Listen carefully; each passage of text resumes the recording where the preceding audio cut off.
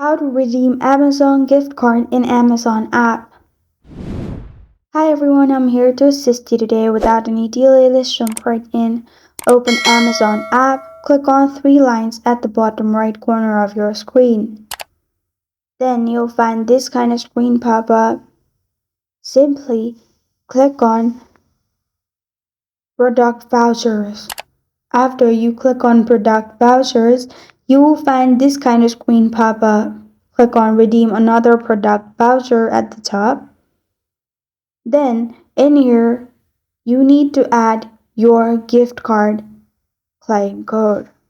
After you have added the code, press on Apply to your balance.